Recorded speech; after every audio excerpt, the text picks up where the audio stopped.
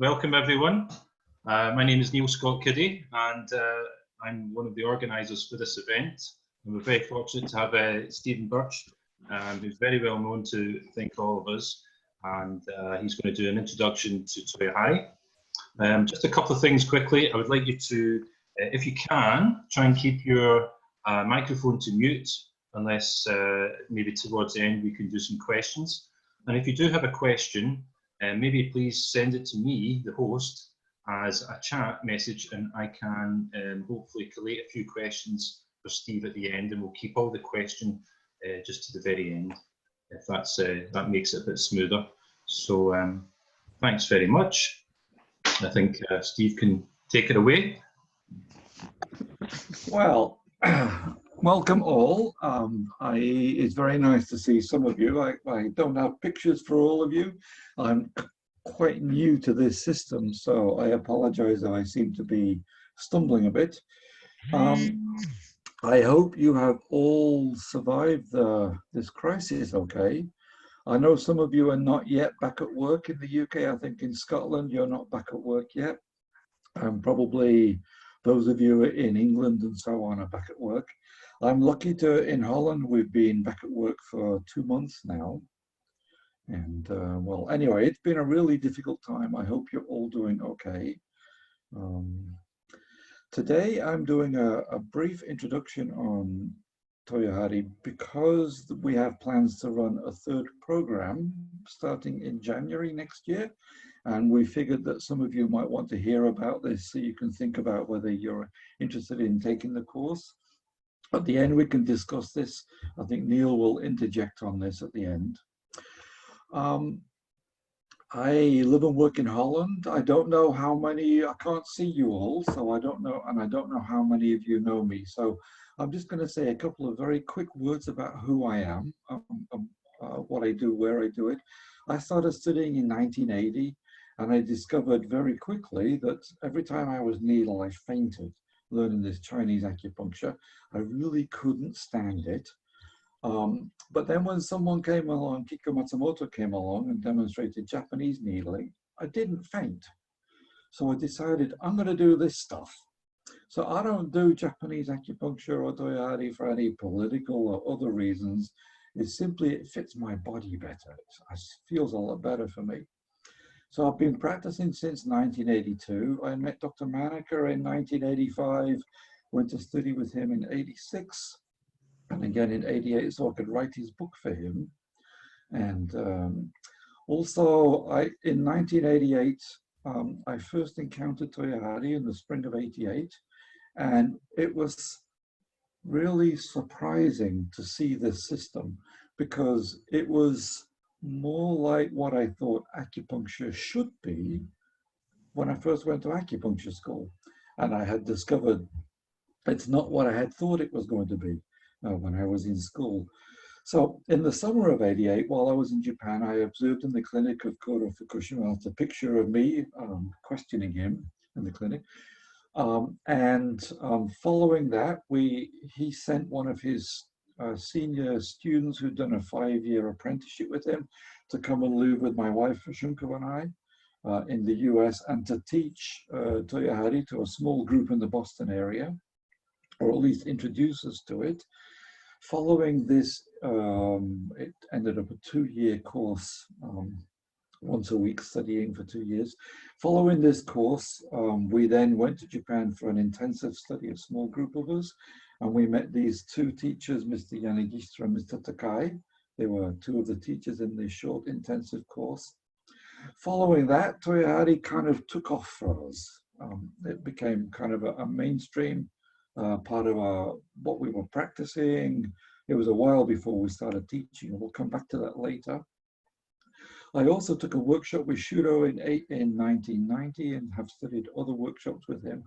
So I didn't only study Toyohari style meridian therapy, I did study with Denmei Shudo. And some of you know I've been involved in research since the late 80s, practice in Amsterdam, teach all over Europe. And I should be, right now, I should be in Australia teaching, but like many of us, I'm stuck at home. But introducing Japanese methods also in South America I've written a bunch of papers, research papers, academic papers, clinical practice papers, written a few books. Here's a few, that's not all of them. The last one, Restoring Order and Health in Chinese Medicine, I'm going to come back to that once or twice because some of the things I want to mention about the history of acupuncture and what we're doing, you can find more details in that book. So that's a quick overview about me. Sorry, I haven't finished. I've also been to Japan to study many times, continue studying, and while in Japan, these have been the most important Toyohari teachers for me. On the top row, Mr. Fukushima, Yanagishita, and Takai, they practice between 50 and 60 years each. And the other teachers, Taniyuchi and Mr. Nakata, they practiced more than 45 years. These other teachers who I've had less exposure to have all practiced at least 45 years. And I feel very fortunate that I was able to study with so many very experienced clinicians. I know that many of us, when we go to school, our teachers are 10, 20, 30 years ahead of us. And occasionally we meet somebody who's been practicing for 4, 5, 6 decades, but it's not so common. But we've been really blessed in Toyohari to have had access to teachers that were willing to spend time with us and share with us and teach in a systematic manner. So I want to credit them for anything I have to say here today. What you may have noticed when you look at these pictures is, except for this Mr. Nakata, all the others are blind or very poorly sighted. And this is an interesting thing about acupuncture in Japan. And I'm introducing blind people in this really quick summary of the history of acupuncture in Japan, because Toyohari is a system of acupuncture that originally started for blind practitioners. So blind people came into the field of acupuncture in the late 1600s, following the work of Mr. Waichi Sugiyama, who was the first blind practitioner. Today, somewhere between 20 to 25% of the 90 to 100,000 practitioners in Japan are blind or sight impaired. And that's important because blind practitioners tend to be much more focused on practice and not theory. And they also tend to be much more focused on palpation. And the kind of palpation is very different than we might have coming from a background of massage or physiotherapy or something, where we tend to press the body. Blind practitioners get a lot of information from a really light, subtle touching. And the fact that so many blind practitioners are in the field has introduced a lot of new ways of observing the body and trying to understand the body, and that has influenced the practice very widely in Japan, but especially in Toyohari, because, as I said, it started out explicitly as a group of blind practitioners. So in the theory of, I'm doing this really short summary because in order to understand about Toyohari, you need to understand meridian therapy, of which Toyohari is one of the methods, one of the styles of meridian therapy. And you need to understand how and why did meridian therapy develop the way it did. I don't have time to contrast it with China, but I may mention in part about that.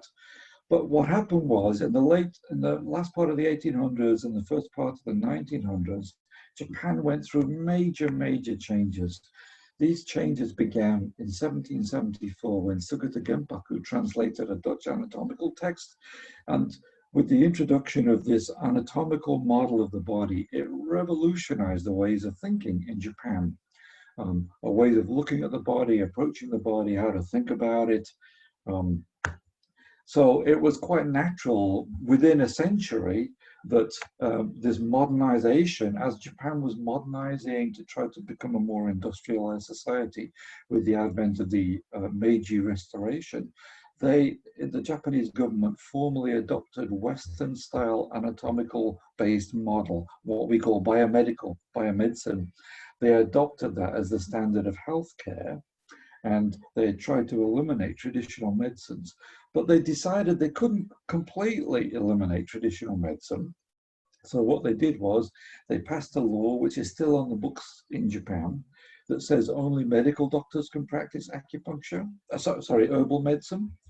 And also they said medical doctors or blind people can practice acupuncture.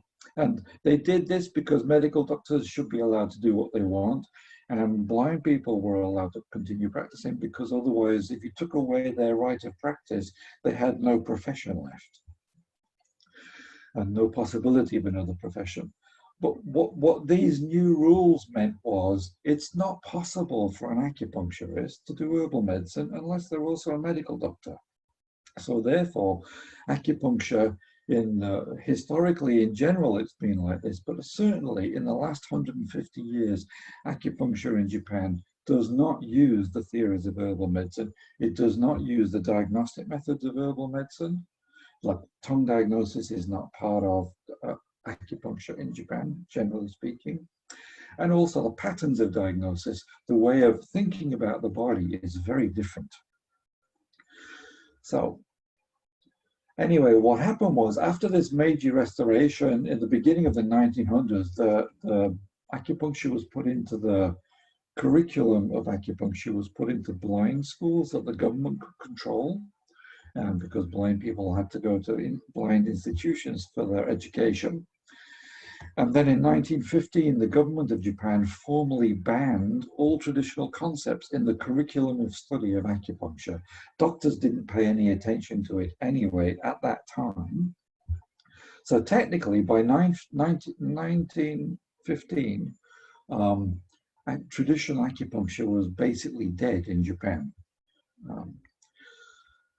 However, during this period, I don't have a precise date on when this happened, but during this period, the Japanese government made a kind of strategical error.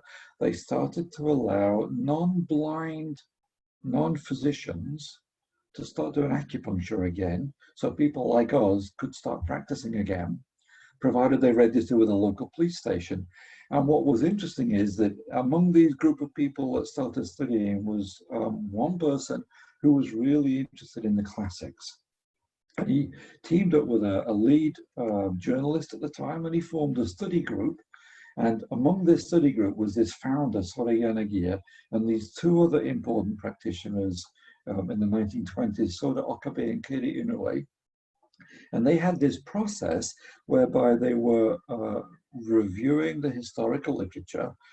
It says this in the Suwen, what do you guys think it means? Okay, we think it might mean this. Let's go and look in clinical practice to see if we see that in our clinical practice. And then they would bring back what they observed in the clinical practice or what their experiences were. And through this process of analyzing these important passages in the Suwen, the Lingshu, the Nanjing, trying to figure out practical applications of those ideas, taking those ideas into clinical practice, and then reporting back on those. What did they find? Did it work? How do you do this? Is there a better way of doing this? Eventually, by 1939, they had developed a formal system of practice, which ended up in 1939 being called Keiraku Chirio. Keiraku Chirio is the same as Jinlo, the meridian, and Chirio means regulation therapy. And since the 1990s in English, it's called meridian therapy. So this is, by 1939, we're talking almost 20 years before TCM was established. China had to go through its own process of figuring out how do we reconstitute a traditional practice that's acceptable in the modern period and that works for us in the modern period. Their process was different, but the way of doing it was different, but they had to go through a process the same way they did in the 1920s and 30s in Japan. So this original study group was faced with certain questions. How do you bring these old ideas into modern practice? How do you develop a practice system that reproduces these original ideas? And So what are the original ideas? What we find when we look at Suen and Ling Shu is that the Neijing introduces these brand new constructs. It introduces the idea that we are trying to regulate, we're trying to influence the qi of another person. We're using these metal tools called zhen, or needles, bad translation for them, but the zhen is needles. We're using these metal tools to influence the qi of the other person, and we use these tools on the meridians, the jingmai. And it's the meridians become a primary target. So before the time of the Neijing, there had been other ideas about how do you influence the qi, but mostly how do you influence the qi of yourself? How do you cultivate and develop and influence the qi of yourself? The Neijing introduced the idea that you can influence the qi of another person using these metal tools by needling the meridians.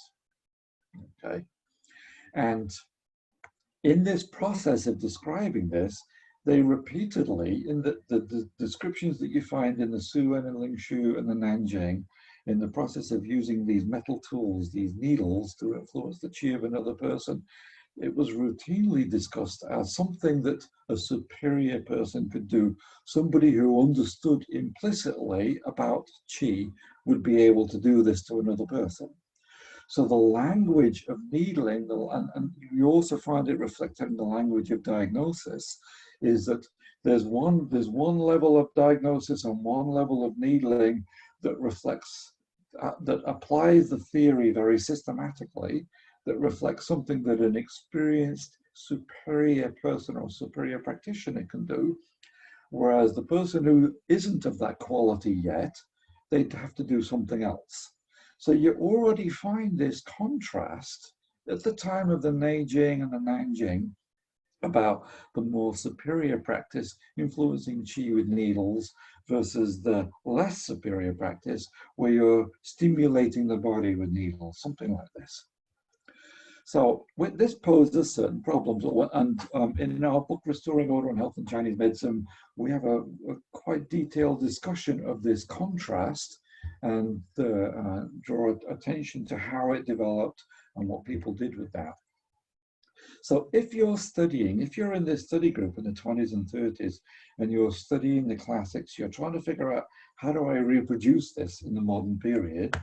You have certain problems.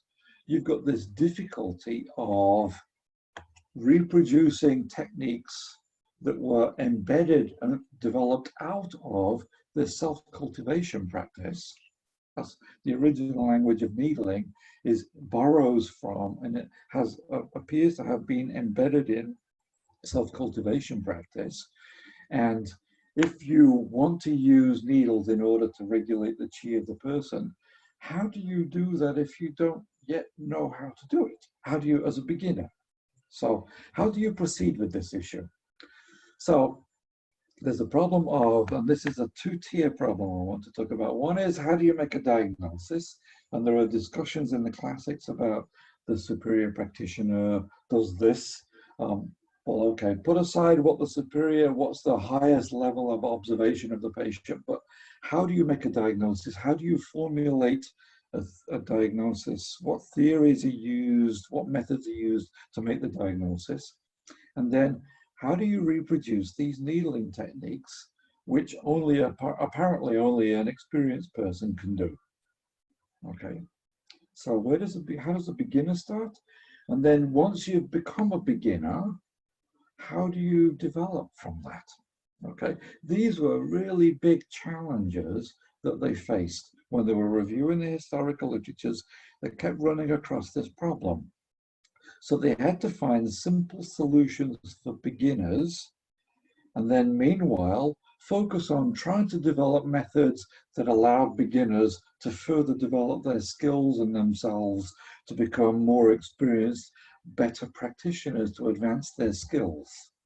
Okay, so the way that this group and the study group developed, they proceeded was they focused on things that they could agree upon. If it says this in the classics, We think it means doing it like this. It means feeling the pulse like this. It means palpating the abdomen like this, or it means doing this particular aspect of the needling technique. Let's go into practice. Let's see if we can agree on what happens. And if we can agree that what we observe happens, or what we observe in our patients, if we can mutually agree upon that, then we can adopt that. And those things that we can't agree upon, those things that we can't figure out how to make it work for us, we won't use it. So therefore, what was important was this reproducibility is important. And then, so the original system of meridian therapy focused on really basic diagnostic skills. It summarized core information, core methods to arrive at really simple patterns of diagnosis. And it adopted really, really simple needling techniques that everybody could reproduce, that produced a positive change in the patient.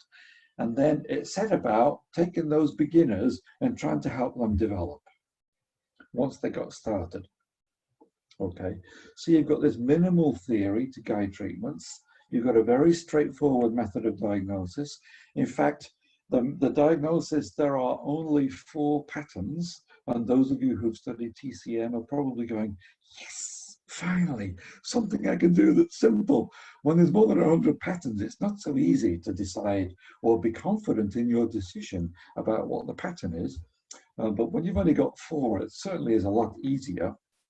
And they also developed this very simple systematic approach for needling. So I've got this nice graphic that I had a colleague develop for me years ago. I want to explain about the basics of what we do. And we start by defining, what does a healthy person look like? What do the theories tell us about what a healthy person looks like? And from there, we can then look at what a person who's not so healthy, what they look like, and we can move towards, how do we take that person from that unhealthy state and push them back into the healthier state? So here I represent the internal functional systems as a symmetric structure, a circle, and I represent the meridian system and its healthy balanced state as a symmetric structure, a circle. And so this becomes kind of the target of treatment. We want to restore patients back to that state, because the Neijing's Suwen chapter 1 and other chapters imply that if you can be in that condition, that balanced state, you don't get sick. Or if something happens to you, you recover very easily. Patients tend to come in a more disordered state. They've got these bumps and depressions in their meridian system. The bumps are excess, depressions are deficiencies, and likewise the internal systems are also disordered, where you have excesses and deficiencies leading to functional problems and then more symptomatic problem, manifestation of different symptoms. And following herbal medicine, if we were applying herbal medicine, we would be drinking a tea. You drink the tea, it goes into your mouth, down your esophagus, into your stomach, from there into your gut. It acts on the internal systems of the body directly. So the focus of diagnosis of herbal medicine is the internal functional systems, the Zangfu, the physiological systems inside the body. And the goal is to restore balance to those. And then over time, the rest of the body, the meridian system, becomes into a more balanced state. And over time, with continued taking of the herbal substances, the teas and so on, the person moves back into this more healthy, balanced state where they have less symptoms or no symptoms and they stay healthy. Whereas acupuncturists, the target of treatment is the meridians, because we start on the surface of the body. You take needles and you needle on the surface of the body to influence what happens inside the body. So the goal of treatment is to balance the meridian system, which by its nature, the function of the meridians is to regulate what happens inside the body, to regulate the internal systems. By regulating the meridian system, it helps restore balance to the internal systems. And then with repeated treatment, the person moves into this more healthy state where they have less symptoms or they stay in a healthier condition. So the goal of acupuncture is different than herbal medicine in the sense that the target of diagnosis and treatment is different. But the end goal is the same, moving the person back into this healthier condition where they stay healthy.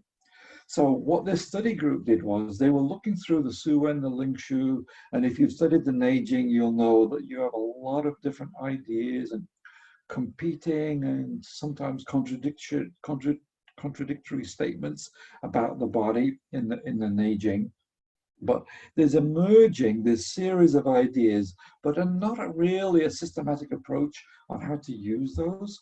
But by the time you come to the Nanjing, which was written about 200 years later in the second half of the Han Dynasty, you find a much more systematic diagnosis and treatment approach. The Nanjing formulates the idea that it's the meridians, you target needles to the meridians, you tonify what's deficient, you drain what's excess, you balance the meridians, and that helps heal the body. So it was a much more systematic statement of these earlier principles. So when they were looking through the Nanjing, they found in Nanjing 69, there are these two really important treatment principles. One of them says, always tonify before draining.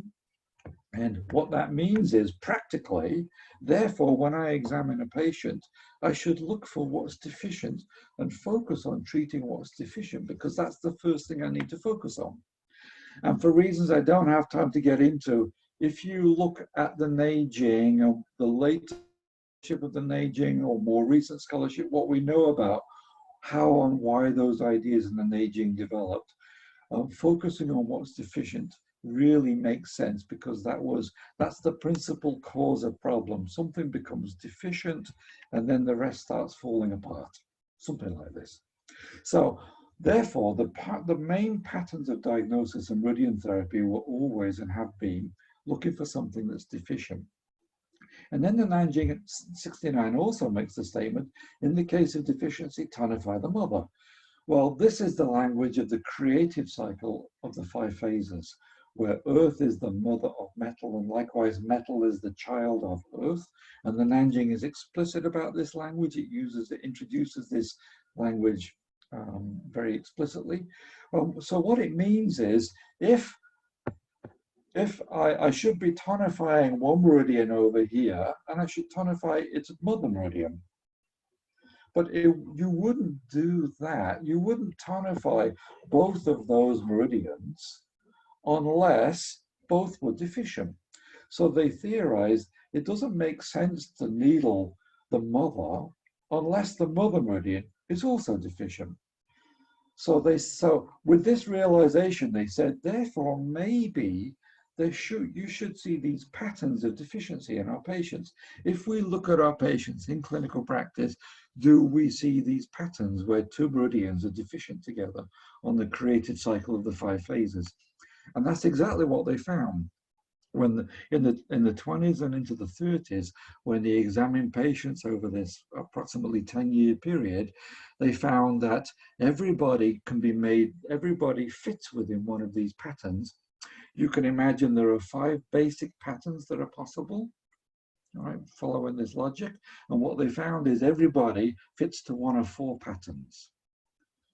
So what they identified is these 4 patterns. And the first thing that you notice is that the logic of the pattern is the same for all. The meridian is deficient, the lung is deficient, and its mother, the spleen, is deficient. So we need methods of identifying that, so we can be confident that yes, those 2 meridians are deficient together. The Nanjing has a description of how to do this. I'll go over this in a moment. But some of you in the group watching this are going to be asking the question, where's the heart pattern? What happened to the heart pattern? Well, it's a long question. There's a kind of a long-winded answer to that, but the simple answer is, it's not that there isn't a heart pattern, it's that people with a heart pattern are really very, very ill, and they tend not to walk into our practice. So you almost never see it. So better to just say there isn't a heart pattern. It's not there. I've written articles about this. I have an article coming out in a scientific journal. I can distribute it to Neil. Neil can make it available to anybody who wants a copy of this. An article contrasting heart patterns in TCM and heart patterns and meridian therapy, and how come there isn't a heart pattern and meridian therapy while there are different heart patterns in TCM, and the contrast of that, and writing that for a scientific journal.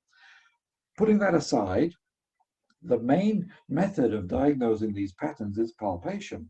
At the time of the Suwen and Lingshu, palpation of the body and the introduction of palpation of the pulses was really very, very important. At the time of the Nanjing, palpation of the body was really fundamental for making a diagnosis. And patterns of diagnosis were described in terms of finding reactions on the abdomen and concurrent findings in the pulse. And you may or may not have these other signs and symptoms, but the pulse and abdomen, the Nanjing is already describing patterns where pulse and abdominal findings concur together. And this is what the early meridian therapy group in the 20s and 30s were investigating. So we have looking and listening and smelling as the 4 diagnoses. That information is not so relevant for deciding the pattern. It's more relevant for forming a prognosis. Asking about history and symptoms and etc. That's also very, very important. And it can guide the method of deciding the pattern, but it's not instrumental in deciding the pattern. The pattern may occur regardless of whether the patient has typical symptoms associated with that pattern. It's really in the palpation, especially the abdomen and the pulse, where the patterns are decided. That's where the decisions are made. This group needed a very simple, practical, reproducible method that could inform clinical practice, and that was what they focused on. Okay, so here's a quick summary of the reflex areas on the abdomen, and you palpate these 5 areas on the abdomen. You're looking for the following signs: tension, tightness, pressure, pain, pulsation, a kind of a lumpy feeling, pressure, pain, etc. But when you find those reactions, it doesn't tell you whether the meridian is excess or deficient. It really tells you, yes, when I palpate REN 12, it's hard and painful when I touch and press. It tells you there's probably there's a problem in the spleen meridian, but it doesn't tell you excess and deficiency. That information comes from the pulse. And in the pulse, Nanjing chapter 18 describes these 6 positions of the pulse. So that on the left wrist, you have heart, small intestine, liver, gallbladder, bladder, kidney. I think most of you are familiar with this. It's not the system that TCM uses, because TCM focuses on organs. So it has a different way of putting organs in the positions of the pulse. You'll notice this language of the Nanjing 18 is explicitly about the meridians. It doesn't say heart meridian is felt here in the left wrist. It says arm shao yin. That's the language of the meridian, not the organ itself. Okay, so the Nanjing gives us this idea that you can examine these individual positions of the pulse and look for excess and deficiency. And to summarize all of this, in meridian therapy, after years of studying this, they came up with these patterns where if a person has a reaction on the right side of the navel, as you see in the picture, and these 2 pulses in the picture, the right-handed pulses represent the lung, spleen, and pericardium. The left is heart, liver, and kidney, where a dot represents deficient and a circle represents normal. So here the lung and spleen pulses are deficient. If those 2 pulse positions are weak and there is a reaction that's found when palpating on the abdomen in the right side of the navel, that's the lung pattern. You may or may not have certain symptoms, but you don't have to have them. So they describe 4 patterns that use this information to describe the patterns. Okay, I'm not teaching meridian therapy, I'm giving you a quick overview of it. So what happens is when you are assessing the patient, you notice many other things. You don't always see, oh yes, it's pressure pain at stomach 26, oh yes, the lung and the spleen pulses are clearly weaker than all the other pulses. It's very clearly a lung pattern. Okay. They said, look for these and do your best to make a decision about the pattern. But in clinical practice, people are more complicated than this. You've got these various pulse qualities. Should we do something with the pulse qualities? Because of the pulse quality, some people, the pulse is really deep and weak, and then it's really hard to understand which of the 6 pulse positions are weakest, or the pulse may be really hard, or rapid, floating, and hard, and then it's very difficult to judge which of the 6 positions are weak, which of the meridians in the pulse are felt to be weak. Sometimes that distinction is not clear, but clinically you just do your best, as we do as clinicians. We always try to do our best. And also, when we palpate on the abdomen, yes, there's pressure pain at stomach 26 on the right side, for example, but pressure pain and stiffness is kind of a sign of excess, isn't it? But here I should tonify the lung meridian. This doesn't really make sense. Clearly the reaction doesn't discriminate excess and deficiency. Isn't there a way of palpating the abdomen that allows us to discriminate excess and deficiency? Okay, and is there a way, when we are assessing the findings on a patient, you feel the pulse, you palpate the abdomen, it's not clear. It could be pattern A, it could be pattern B, or I'm not really sure what I'm feeling because there's too many findings, or the pulse is obscured, the weakness of the pulse is obscured by the pulse quality. Is there a method that we can use to deal with this, to clarify the diagnosis? So, because you can't say to the patient, oh, I'm not really sure what to do, goodbye, see ya. Or just start needling and not use the theory in diagnosis and just needle where it hurts. That's not really the best way to use these treatment methods.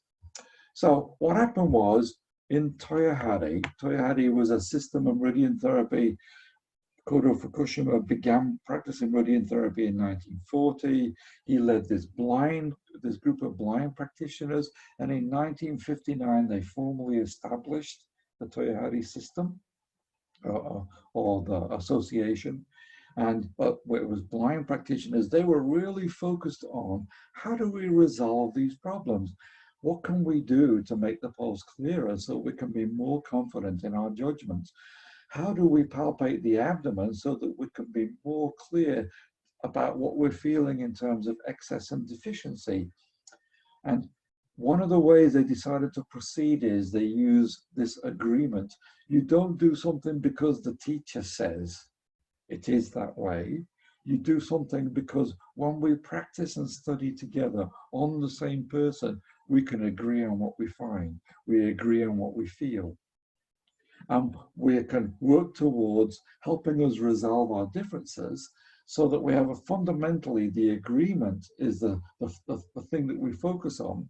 Because based upon the agreement that we find, the things that we observe, the things that we're doing, that allows us to be more confident when we go back to clinical practice, when we do things in the study group and we agree on what we observe, taking those findings and those experiences back to clinical practice, my skills are better, my confidence is better. So this allows beginners they modified their way of studying by seeking agreement in a study group. And then, as you'll see, they formally developed this to encourage and support practitioners in clinical practice because it builds confidence. So, and also, as I mentioned at the beginning, blind people touch very differently than non-blind people in general. The touch tends to be very subtle, very soft. I don't know how many of you have spent time with a blind person. When they're touching, they don't come stick their thumbs in you or touch with pressure first. They tend to touch. And it's in this initial contact with this super light touch that you can observe the condition of the skin, the condition of subcutaneous tissues, and blind people noticed that there's very subtle kinds of findings with this that the average person who's not blind wouldn't typically observe. And through clinical practice and seeking this agreement and studying together, they modified the abdominal palpation so that we can very clearly identify excess and deficiency on the abdomen, which is important because if I touch on the abdomen and I touch an area that I'm 100% confident the lung is deficient. When I go to the pulse and I notice this hardness in that right pulse position here, I know that has to be the large intestine. Even though I'm not sure from when I press the pulse if it's large intestine or lung, because the pulse quality makes it more difficult to make an initial judgment, I can be really confident the lung is deficient because the abdomen showed clear signs of deficiency. So this improves the method of diagnosis and makes you more confident in terms of the diagnosis. Also, our blind teachers, they developed this language of feeling chi directly. And the way they palpate to feel the chi directly, the way we use luster as a visual sign, when you look at somebody and you can see their complexion is lustrous or it is lackluster. A lackluster complexion obviously tells us there's something wrong with the person or they're not so healthy. But likewise with palpation, the blind practitioners developed this method for feeling luster and getting a direct feeling of the chi. Okay, so I noticed looking at my clock, I'm going to spend a little bit more time than I intended. And also in Toyohari, they noticed that the pulse qualities are very useful, not so much for making a diagnosis, but that when you start to needle somebody, the pulse quality changes. And in particular, the fundamental qualities of depth, strength, and speed, those three qualities show very distinctive changes as you start to treat the person. And you can use those changes as feedback to how you've done. So they develop pulse quality diagnosis, not as a way of assessing the overall condition of the patient, but more importantly, as a way of assessing what you're doing to the patient. How did you do? How well have you done? Did you do it? How do you need to do something else? Is it enough? So pulse quality came into something, played a very different kind of role. Now, in terms of needling, there's another important thing that happened, and that is we all know that you have to get something to do with the chi has to happen when you're needling a patient, okay? This probably comes from Ling Shui Chapter 1 that talks about first the chi has to arrive and then the treatment starts to work, okay? And they use this term in Ling Shui Chapter 1, they use this term qi zhi. Sorry, for those of you who speak Chinese, I apologize in advance. I don't have the tones and I probably sound very, anyway. And the separate term, a second term that you find in the Neijing and the Nanjing is this term de qi. These are very related concepts. It's to do with when you're needling, the qi arrives. You're influencing the qi with your needle. These are two terms that are used to refer to this. And Ling Shui Chapter 1 also says of this qi zhi, the arrival of qi is like the wind blowing away the clouds to reveal the blue sky. In my mind, that's not really a very throbbing, aching, numb, tingly sensation. Okay, it's a quite subtle thing. Okay, so anyway, there's a very important thing about the needling to influence the qi of the patient, and that is who is the one that's supposed to feel the qi. Okay, and what we find is in the Neijing there are there's 6 references to the term de qi, but it doesn't say anything about who feels it. It just says it's something important. The Neijing mentions the term qi zhi many times, and it always says it in relation to something that only a superior person can do, meaning the arrival of qi, it doesn't happen just because you stick a needle in the body. That's not how it works. In the Neijing, that's not how they're describing the arrival of qi. It's something to do with the internal state, conditioning and training of the practitioner that allows qi to arrive, okay? So, but it also doesn't say who feels the qi. It's when you get Oh, so this idea of regulating the qi is not something that a beginner can just automatically do. It's not till you get to the Nanjing that you find the first statement about who feels the qi, and the superior physician feels the qi with their left hand. Okay, so the Nanjing makes a very distinctive statement that that the practitioner is the one that feels the qi, and this obviously is something quite subtle. Okay, but it says it in a way that's a bit more difficult than you might imagine, because this description about the superior physician feeling the qi with their left hand is in relation to the practitioner palpating the point to prepare the point in preparation for needling, before the needle is introduced. And then when the qi arrives, which is felt with the left hand, then you insert the needle. So this implies that the arrival of qi is not to do with needling per se, it's to do with the touch of the practitioner and the interaction between the practitioner and the patient. And the needling is used to manipulate the qi that arrives to achieve the goal of tonification or the goal of draining. Okay, this is quite different than our modern understanding of needling. But what we also see is this is not really the language for beginners. It's not something that you can just do, okay? So what happened was in meridian therapy, they said, back in the 20s and 30s, they said, well, initially, we have to find a simple way of doing things. And this is really the same, it's a different, the decisions about what to do are different, but it's the same need as happened in the 1950s in China. In the 1950s in China, they were faced with this problem. We need a lot of people doing acupuncture as fast as possible. How do you train large numbers of people as fast as possible? Well, okay, we teach a simplified needling method. This thing with this duqi, put a needle in, move it around until you get duqi, sensory stimulation. That was their solution, because in communist China at the time, that was the best way to do things. And I'm not saying in any way that it doesn't work. I'm just saying that was what they had to do. That was the decision they made.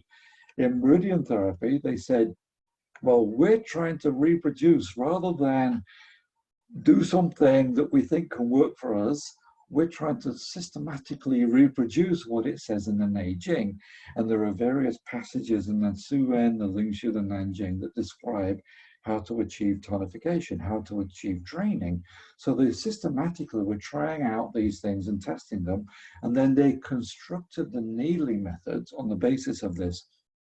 For those interested in reading about that, I wrote an article in eJump specifically where I describe the Toyohari tonification technique, and then I show you where each aspect of the needling technique comes from the Suwen, Lingshu, and Nanjing, and how Toyohari methods attempted to reproduce those. So it's kind of a compilation of these things.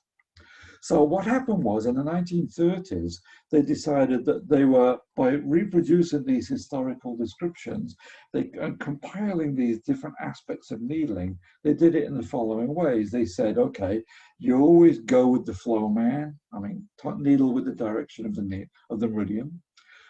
You use the breath whenever you can. Insert on the exhale, remove on the inhale. You close the hole when you remove the needle for tonification.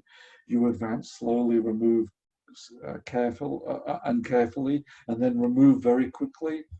You needle painlessly like a mosquito bite. You do very shallow needling. There's description. Most of the needling that you find in the Neijing, the typical needling method tended to be much more shallow than TCM needling. Okay, and in the modern period, we're able to use thin needles because we want to do painless needling. We use the thinnest needles available, shallowly inserted, using these other aspects of the direction, the breath, closing the hole, etc., to achieve tonification. So a very basic needling method was developed that everybody can reproduce. If all of you watching this thing now were to come to Amsterdam and do a 2-day workshop with me, I could guarantee all of you can do that needling method. If we start at Saturday at 9 o'clock, by Saturday at 5 o'clock, you can all do that needling method and tonify a point or points. It's very easy to reproduce. But what happened was, initially, because of reading the classics, some of the early Meridian therapists, in particular, two individuals, Keira Inoue, who was one of the founders of Meridian therapy, and Bunke Ono, who was one of the original Meridian therapy group, they were doing what's called, in the modern period, they call it contact needling therapy, non-inserted needling. The needle only touches the skin or brushes the skin, okay? That seems really weird because it's called acupuncture. We have to puncture the skin, or otherwise, how could it be acupuncture? Well, I'm sorry to say it, but the term puncture is not part of the Chinese character Jun. It's a mistranslation of that term. The term Jun refers to a metal tool that's used for treatment. The idea of puncturing is a modern, I suspect, a modern Western understanding. It's not to do with the original Chinese. Putting these historical things aside, non-inserted needling emerged already in the 1930s, and then in the 1960s, senior Toyohari practitioners gradually started developing non-inserted needling methods, so that today, non-inserted needling is a routine part of Meridian therapy. We tonify the point, the needle doesn't insert. We drain the point, the needle does not insert. Many of our other techniques, the needle is not inserted. We're working directly with the chi, using the needle as a tool to help us do that. And not only have, since the 1950s and 60s, not only have Toyohari developed Meridian therapy, in 1990, when I first studied with Denmei Shudo, he was beginning to do non-inserted needling methods. Now it's routine.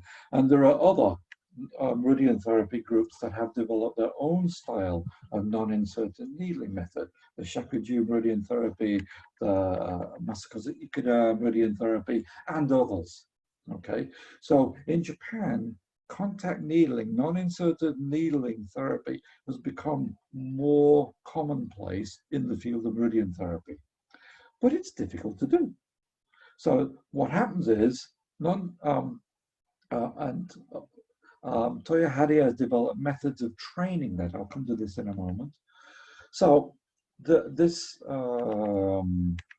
okay, we've got this. So what happened was, you see some of the senior teachers, practitioners who use Meridian therapy and who practice Meridian therapy and use non-inserted needling methods, they don't yet have ways of training people except come to my clinic, study with me for 5 years. After 5 years of studying with me, you'll be able to start to do these techniques. Right? This is what Denmei Shudo said in his workshop in Rothenburg in 2011, after he taught us contact needling. But Toyohari has developed a systematic way of training how to do contact needling, how to work with the chi of a patient without inserting the needles. And it begins with this fellow, Mr. Kozato. He was one of the original founders of the Toyohari Association as a blind practitioner.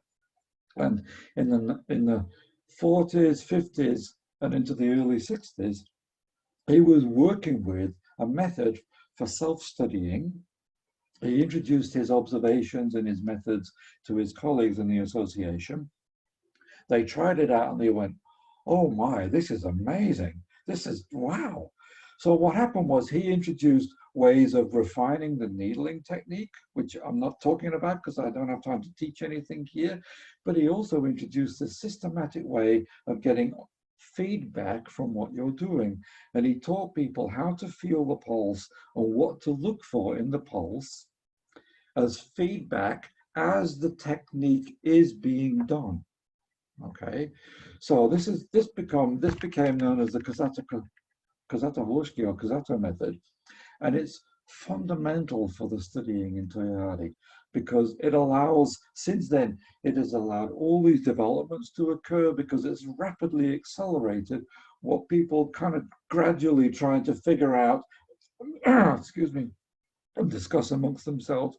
It has allowed for a much more rapid acceleration of the development of those techniques by people feeling the pulse while somebody's doing the technique, agreeing on the observation of what happens, giving feedback to the person while they're doing it, having the person modify their technique, and then everybody observing, oh, now the pulse is better, and giving that feedback to the person, that can be a much more rapid understanding and development, or development of understanding of the technique. How do you do this to make it work better? So this process gives you, but this Kosato method, you give feedback while the techniques are being done. It's quite intimidating for when you first start doing this. The first time I remember Mr. Yanagista giving feedback, he's feeling the pulse of the person on the table. My two colleagues are feeling two other pulses, and I'm trying to needle spleen 3. And he's saying, no, that's not the meridian. No, no, no, no, your touch is too heavy. Okay. And the other two people are feeling the pulse changes as he's saying this. And remember, he was blind, so he's not watching me. He's feeling the changes in the pulse. And then he's saying, okay, you're on the meridian now. Yep, that's the point. Okay, that's good. Place your hand. Okay, you're tense. You need to relax your knees, bend your knees a little. So he's giving this feedback. And of course, the first time somebody does it, it's quite intimidating. So I got more uptight. Anyway, this method has allowed Toyohari to develop quite considerably, and is kind of a linchpin for studying. And this feedback in real time allows for development of techniques. It allows for development of confidence. If you're doing something and people are feeling the changes while you're doing it, and you get good feedback about what you're doing while you're doing it, you can step back and be a little bit more confident and have a better understanding about how to do it better next time. So anyway, I need to speed up a little bit because we build this for like a 1 hour thing, and I think I'm running over a little bit here. So this Kosato method, it's enough of that, I think. The Kosato method also is used for training point location. Remember, I talked about Nanjing 78. The art of point location is when you find the point and the chi arrives. This is the art of point location as you're palpating to find the point. So in Toyohari, they have specifically developed skills that you get feedback while you're doing your point location or as you do your point location, or ways of testing your selected point, okay, to give feedback on this. So also, so Toyohari has refined the methods of diagnosis, so that and has a systematic way of training those things so that you can be more confident than typically you learn in radiant therapy. And Toyohari is a really detailed way of training the needling techniques so that you can, at the end of a program, you can be confident that you know what you're doing because you've been getting this constant, you've been getting repetitive positive feedback on what you're doing, as opposed to just doing it and hoping for the best, which, as most of you probably know, when we began as acupuncturists, that's what we all did, right? We didn't have a choice. Who was telling us that was right or wrong? We did it and hoped for the best. Now we can be more confident because we're getting this constant feedback. But so everything I've explained now, so far is about the root treatment.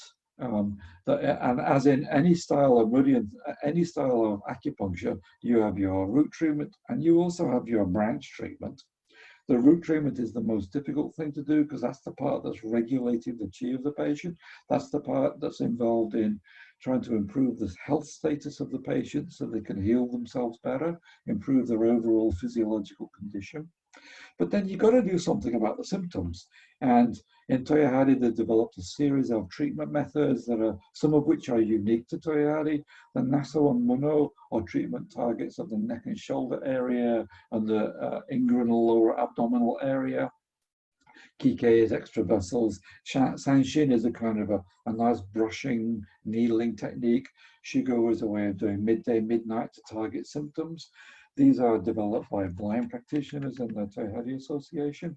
And then there's also using simple needling or moxa or chinetsugu.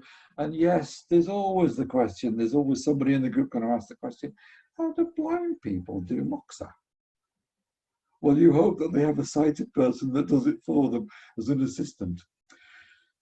Anyway, You've got needling, direct moxa, warm moxa, using press techs or intradermal press spheres, bloodletting, cupping.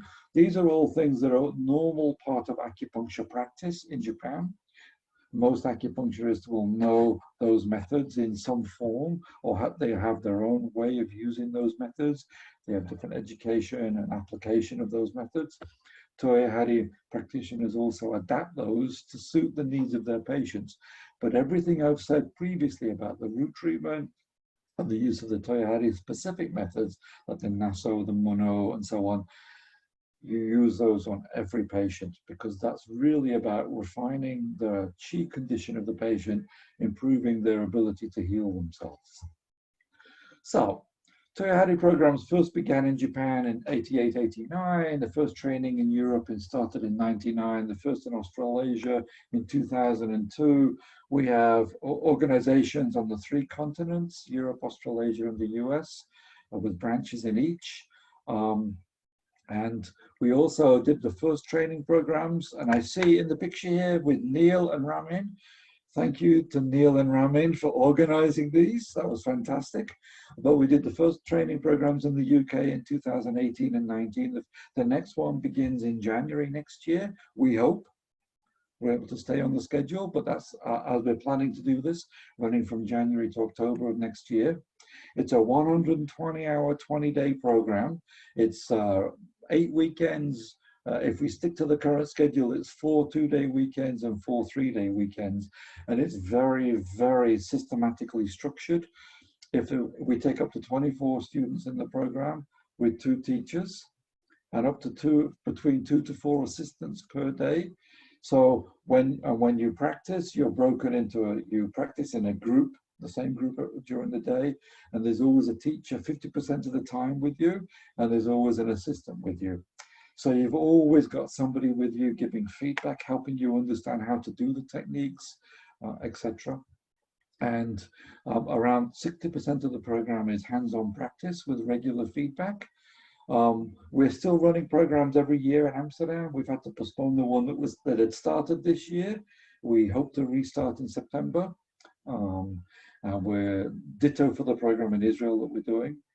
And if you want, because we couldn't figure out how to do the technical things of doing this presentation and show techniques and so on, you can look at a really, really long PowerPoint. I was asked to do a presentation in Vancouver last year about the essence of Toyohari. So I think the video runs like 5 hours. If you have the patience to watch it, feel free. But you can look through it, you can skip through it and show me there's some demonstrations of techniques and so on in there. And if you get really fed up with me, there's a fantastic section at the end where there's an interview with Denmei Shudo. So you can go to that link and watch it. And I think also if you look on YouTube, you might find a few other videos that show something about Toyohari. I think you might see something on there. So Toyohari is a sophisticated system of meridian therapy that developed out of meridian therapy and then tried to develop the techniques because it focused on this idea of regulating the chi. And the treatment is, the focus of diagnosis is on palpation, where we try to directly assess the condition of the chi.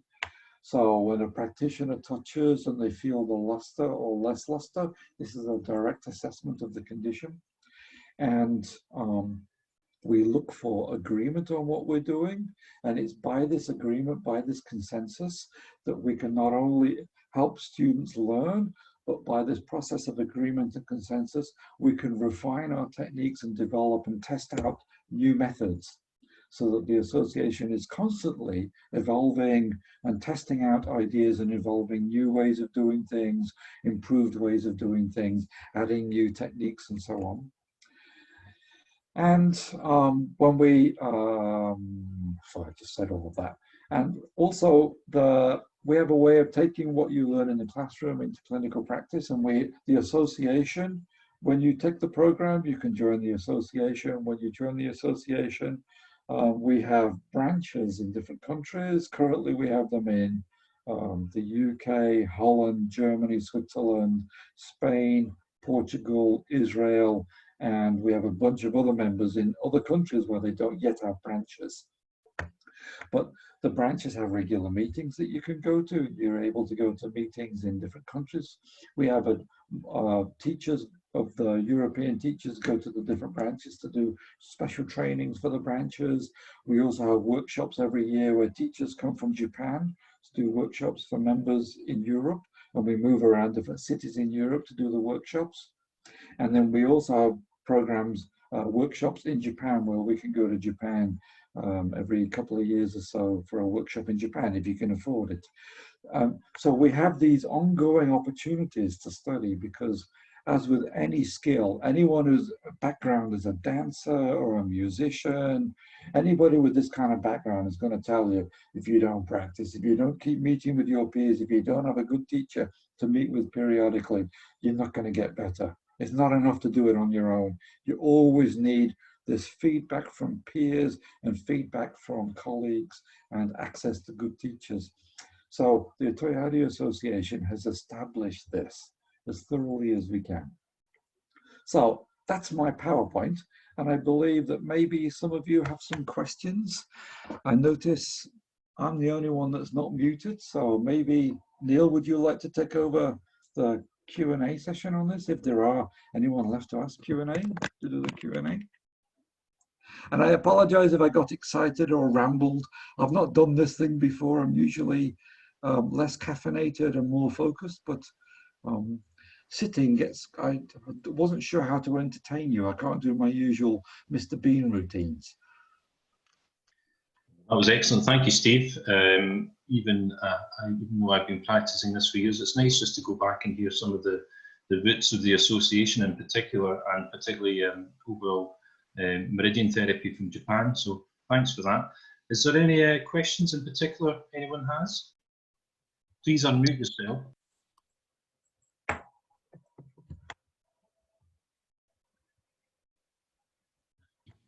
Can anyone really do this? Because when you listen to that, you do feel a bit intimidated by what is how it's taught with the feedback, but that sort of settles down, does it?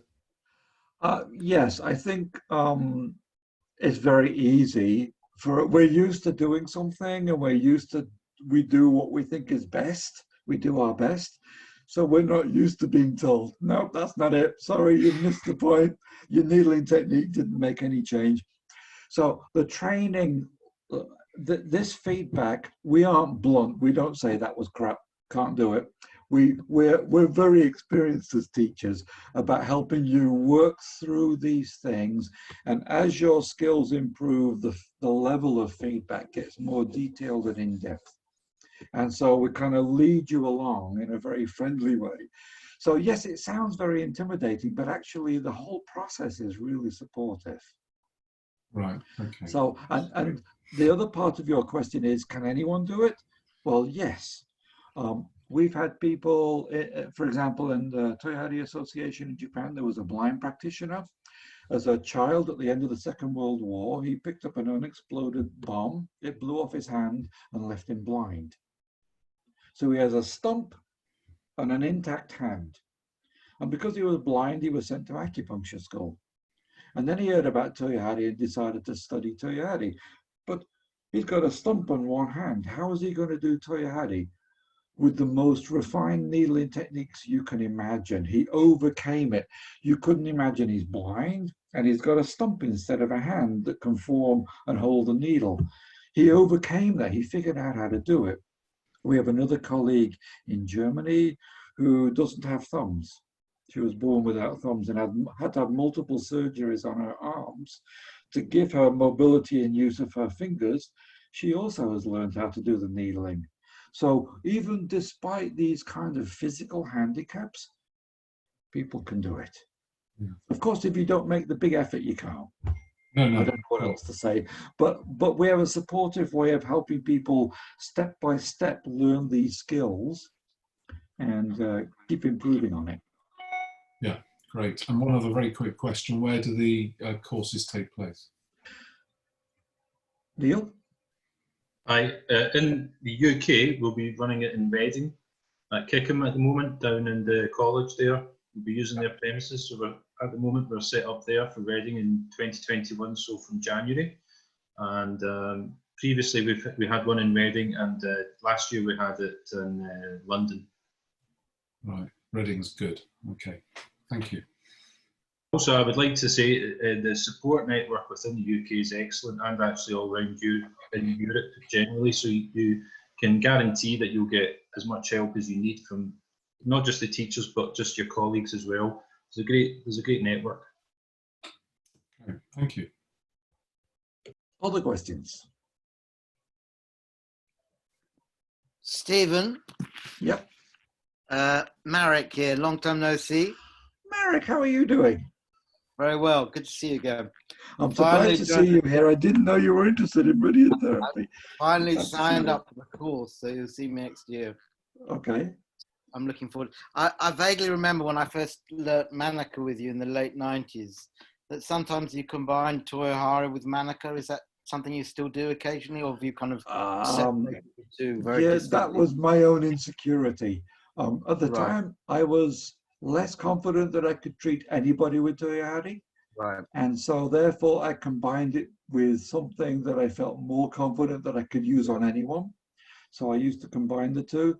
And then at a certain point, I felt my insecurity was less and I had no problem using either system on any patient. So now I have to deal with the problem of, okay, I'm trained in one system and I've learned a new system. How do I make decisions about how to use and when to use the new system on which patient? Of course, I have my own bad decision making on this, and everybody has their own approach. We all have to deal with this. Or you could just abandon everything else that you've done and just do Toyohari, as some of my colleagues have done. But I very rarely combine the two now. And I did it initially mostly because I was still feeling a bit more insecure. In 1999, when I met you, or 98 when I met you, I was only just beginning to teach Toyohari and didn't yet have the confidence. I don't have that problem anymore. Right. Maybe the Well, opposite. I'm looking forward to seeing you next year when we start. Very good. Great. Excellent. Other questions?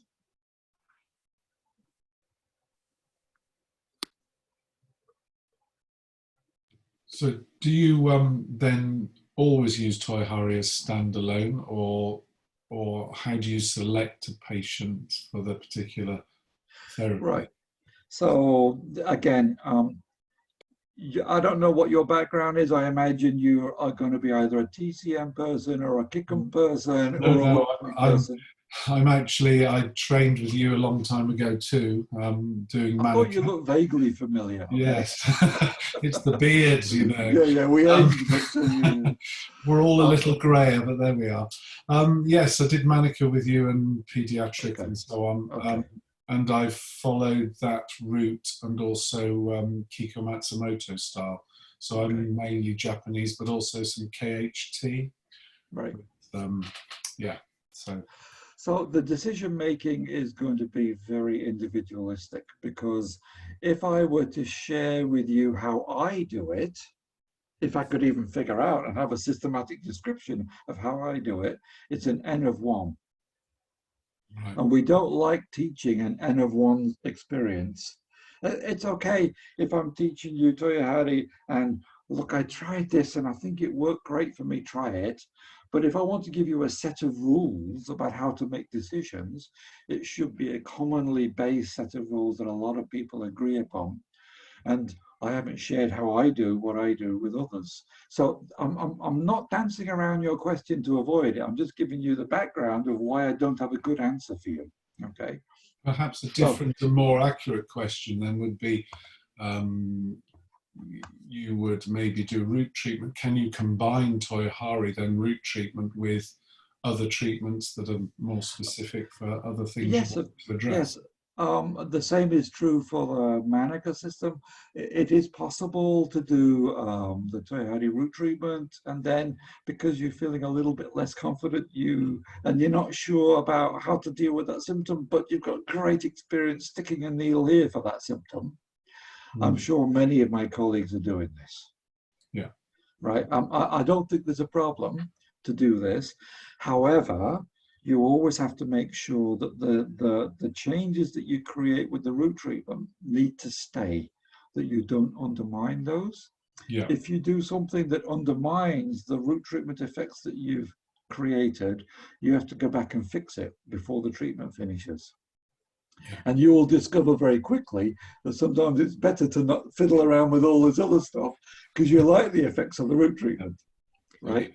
So, Yeah. but that's a learning process. Yeah, absolutely. No, that's helpful. Thank you. But in general, if I have a pediatric patient, I always do Shoni Shin and then some form of very simple Toyohari with that. Very, very simple. And then on adult patients, well, I'm still muddling around. Am I going to do Manica style or Toyohari? I still don't have a systematic description on how to do that. So I try something and see how it goes. Yeah. But I tend not, but nowadays I tend not to blend them much.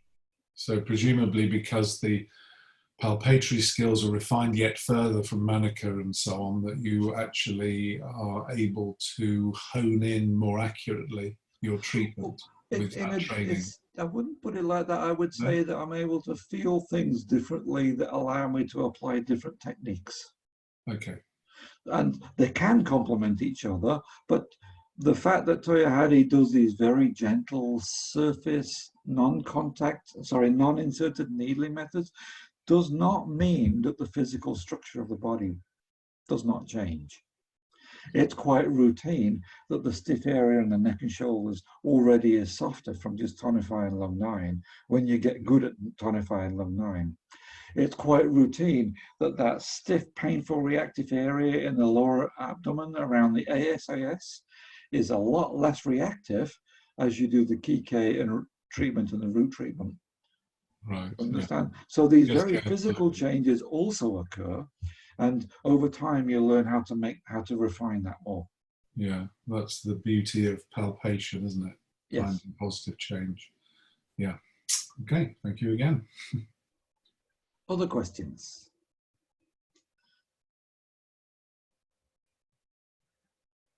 Well, it's weird sitting and looking at my computer and 5 faces, one of which is mine, and not seeing everybody else I'm talking to.